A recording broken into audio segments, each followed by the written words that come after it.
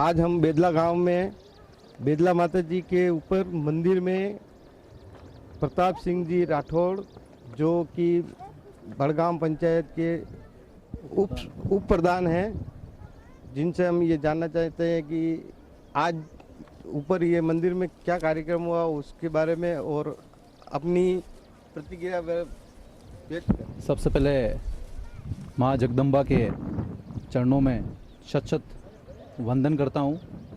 आज का दिन बड़ा ही ऐतिहासिक दिन है। आज बेदला गांव के समस्त बाशिंदों की ओर से सेवा जो है वो ऊपर अम्मा माता मंदिर में रखी गई है।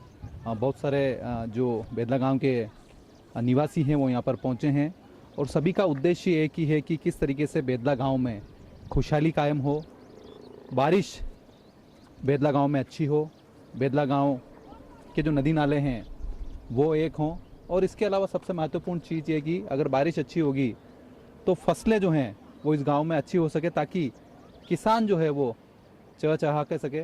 तो इसी उद्देश्य के साथ प्रतिवर्ष जो है इस सेवा का आयोजन समस्त ग्रामवासियों की ओर से अम्बा माता के मंदिर में किया जाता है और इसी के तहत आज हम यहाँ पर पहुँचे हैं। माँ जगदम्बा से मैं ये कामना करता हूँ कि हमेशा इनकी कृपा जो है, इनका आशीर्वाद जो है वो बेदला गांव के समस्त लोगों के ऊपर रहे। वैश्विक महामारी कोरोना के दौर से अब हम लोग उबर चुके हैं, तो किस तरीके से इस बीमारी का खात्मा हो, इसके अलावा किसी भी तरह की मौसमी बीमारी जो है उससे बेदला गांव जो है वो बिल्कुल वंचित रहे, यही हमारी मातेश्वरी से कामना है। और हमें पूर्ण विश्वास है कि मातेश्वरी बेदला गांव के लोगों की इस कामना को पूर्ण करेगी। एक बार मैं पुनः आपके चैनल के माध्यम से आपका भी मैं तहे दिल से शुक्रगुजार हूँ कि आप लोग जो हैं इतना ऊपर चढ़ाई चढ़ने के बाद आज इस जो आयोजन अम्बा माता मंदिर में किया जा रहा है उसका कवरेज करने के लिए पहुँचे हैं। जी, मैं आपसे ये पूछना चाहता हूँ कि आप उप प्रधान हैं, तो यहाँ पे विकास के बारे में कुछ सोच देखिए बिल्कुल मेरे को उप प्रधान बने हुए अभी 7 महीने का समय हो चुका है। मेरी प्राथमिकता सबसे पहले ये है कि किस तरीके से इस मंदिर जो है यहाँ पर कह सकते हैं कि पेयजल की दिक्कत है, यहाँ पर पानी नहीं है। तो मेरी सबसे पहली प्राथमिकता यही है कि किस तरीके से इस मंदिर तक पानी पहुँच सके। अगर पानी पहुँचेगा तो निश्चित रूप से निर्माण कार्य में भी वृद्धि होगी, निर्माण कार्य में भी तेज़ी होगी। मेरी ओर से आज से 3 माह पूर्व ही UIT के जो अधिकारी हैं उन्हें इस पूरे मामले को लेकर मैंने संज्ञान दिलाया है। मुझे विश्वास है कि जल्द ही UIT की ओर से पानी की व्यवस्था जो है वो यहाँ पर की जाएगी, पेयजल की लाइन जो है वो बिछाई जाएगी। पहले यहाँ पर पेयजल की लाइन थी लेकिन असामाजिक तत्वों ने उस पेयजल लाइन को जो है वो उखाड़ दिया। लेकिन एक बार पुनः अब हम लोग हमारे स्तर पर प्रयास करके सबसे पहले हमारी प्राथमिकता ये रहेगी कि अगर पानी की लाइन यहाँ पर आ पाएगी तो पेयजल की किल्लत भी दूर होगी और साथ ही निर्माण कार्य जो है उनमें भी वृद्धि होगी, उनमें भी तेजी आ सकेगी। इस पहाड़ी के नीचे भी बेदला माता जी का मंदिर है, वो भी बहुत प्रसिद्ध है, तो उसके बारे में भी आपको कोई योजना है? देखिए बेदला माता जी का जो मंदिर है उसके बाहर क्योंकि 1.5 कोसिया माता जी के नाम से इनको जाना जाता है, सुखदेवी माता के नाम से जाना जाता है और सुख देवी का अर्थ होता है एक सुख देने वाली माता।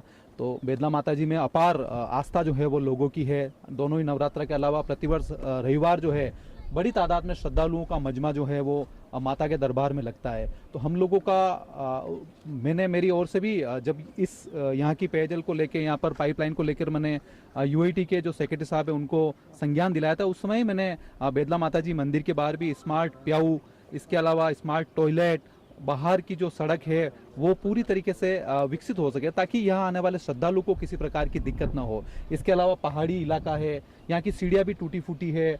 मैं मेरे स्तर पर जितनी कोशिश मेरी हो सकेगी इस मंदिर का विकास करने का जो प्रयत्न है वो मेरी ओर से करूँगा। इसके अलावा प्लांटेशन किस तरीके से हो सके, क्योंकि अभी कोरोना का दौर निकला है, ऑक्सीजन क्या होती है, ऑक्सीजन के लिए लोग कितने तड़पे हैं, तो वो हमने इस कोरोना के दौर में पिछले 2 महीनों में हमने देखा है। तो यहाँ पर ज़्यादा से ज़्यादा प्लांटेशन हो सके ताकि ये पहाड़ियाँ भी हरी भरी रहे और बेदला गांव के जो लोग हैं उन्हें ऑक्सीजन जो है वो भरपूर मात्रा में मिल सके।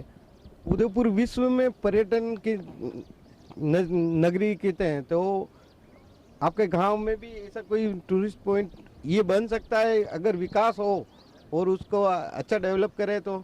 देखिए जो वेनिस का सपना उदयपुर शहर के लोग देख रहे हैं उसका उद्गम जो है वो बेदला से होता है।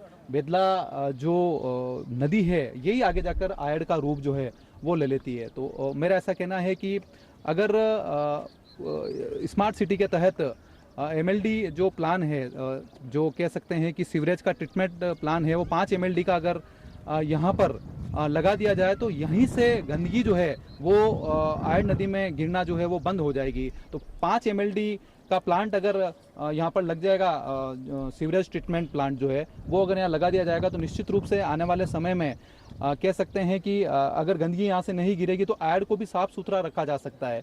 दूसरी महत्वपूर्ण चीज़ ये है कि आपने कहा कि टूरिस्ट डेस्टिनेशन के लिए तो बेदला गांव जो है वो बेदला माता जी के नाम से काफ़ी मशहूर है। बेदला माता जी कह सकते हैं कि बड़ी तादाद में लोग जो हैं वो दर्शन करने के लिए आते हैं। तो हमारा पूरा फोकस ये रहेगा किस तरीके से माता जी का मंदिर जो है उसके आसपास हम ऐसी सुविधाएं दे सकें ताकि यहाँ पर ज़्यादा से ज़्यादा यात्री जो हैं या ज़्यादा से ज़्यादा श्रद्धालु जो हैं वो पहुँच सके। इसी आशा के साथ में मैं सोचता हूँ कि भविष्य में भी आप बेदला के बारे में सोचेंगे। धन्यवाद।